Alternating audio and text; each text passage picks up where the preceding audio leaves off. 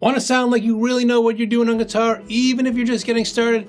Well, let's just jump right in the first one.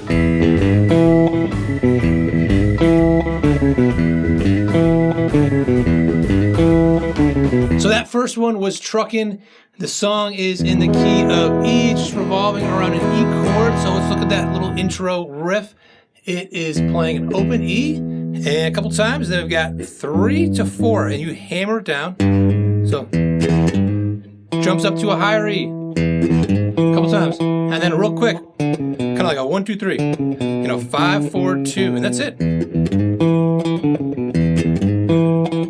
And so that's a really good one for learning when you're just starting out, because that first right there doesn't get any easier than that, just hitting an open string, and it goes quick, but it's not a race. You can just try this real slow and get that on your fingers, and if you can get that down and execute it, people will identify right away. They'll know, hey, you're playing Truckin' right there. So it's a great feeling. But even better than that is playing full songs. It's really going to give you a lot more confidence.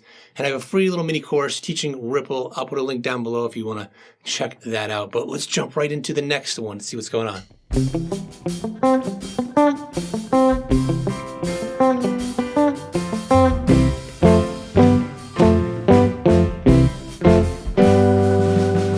So this was Good Lovin', not a dead tune, a good cover they would do. This one is in C, and what it's doing is it's just outlining the first 3 notes of each chord, right? So you're going C, F, G, F, right? So it's going like this. And then it does it again, but it has palm muting. So you're taking the right side of your palm here, or it's not the right side, your right hand, the palm of your right hand, and putting it on the, you can see it better here, just ever so lightly on the strings like that. So it's like with nothing fully muted, or anything, and then in between little palm muting. So you have very different than that.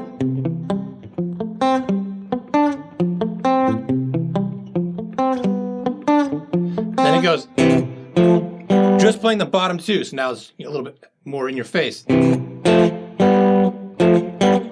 around. And that's it, right? So there's a student of mine, Boomer. That's his real name. I know it's probably one of the coolest names. But Boomer's taken a bunch of my courses, and he said about taking them that they really help him keep going. And even if he hasn't touched his guitar in weeks, he knows he can pick it back up, log into a course, and get back on track. And that is really important, no matter what stage you're at, but especially when you're starting out, to have good structure in mind. So when you're practicing, don't just pick up your guitar and randomly do anything. Don't just put on a random YouTube video.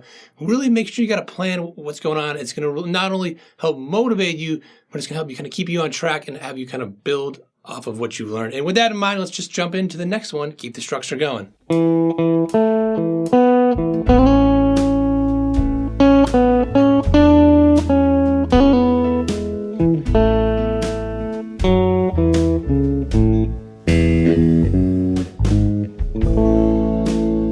So this one was a little different.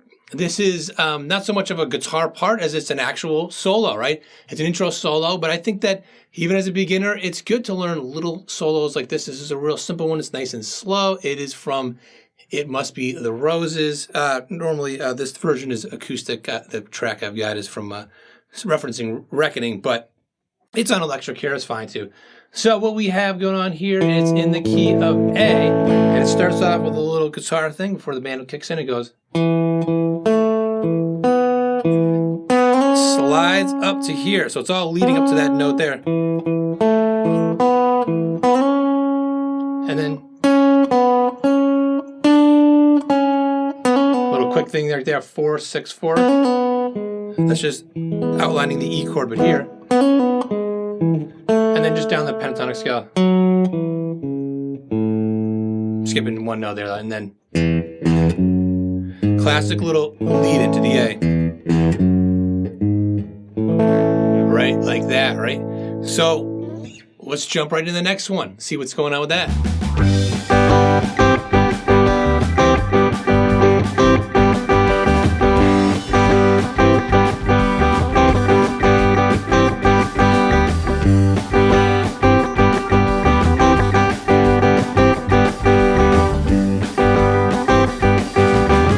this is such a fun one. Bertha, right? The intro.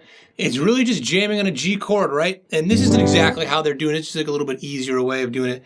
You're just looking at it like an open G chord, right? But instead of playing like this, if you play it like this, with the fingering like this, it's really weird to maybe do this leaning over on purpose to mute that string, right? But then we can do this and get this right here. This is a C over G, a slash chord. So it's really like a C, but over a G note. So when you play a C normally, you're over a C note, but now you're just moving this over to a G, and it gives you a much more colorful sound. But it's really not actually playing the C chord. It's just going really quick and passing in this case. So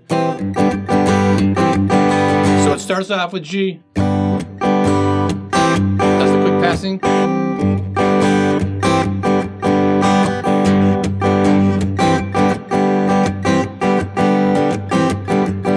And that's it. It really gives it some color, and it gives it some movement by doing it. It's very different than just going. Right, that doesn't sound as good. And again, if you want to like really, get out of this beginner stage as quickly as possible, you got to start learning tunes. So if you haven't already, check out that link to the free Ripple mini course that'll get you playing that tune in just a matter of days.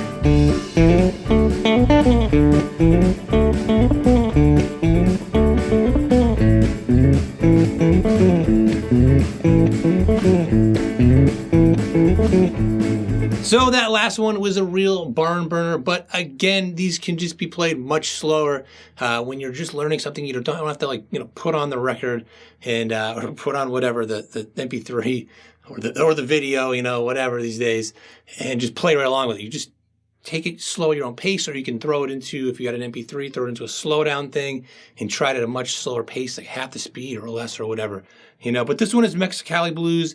I thought this was a good one during the chorus part because it is just a classic pentatonic lick. This is a great way to get yourself into soloing by just looking at this little spot right here, and you're just sliding. And especially, it's different than just doing it in the regular position here, but you're just sliding a little, Right? And then it does the same thing. It's just a movable shape. So that's over D. Right, we played right here. And then here's your A.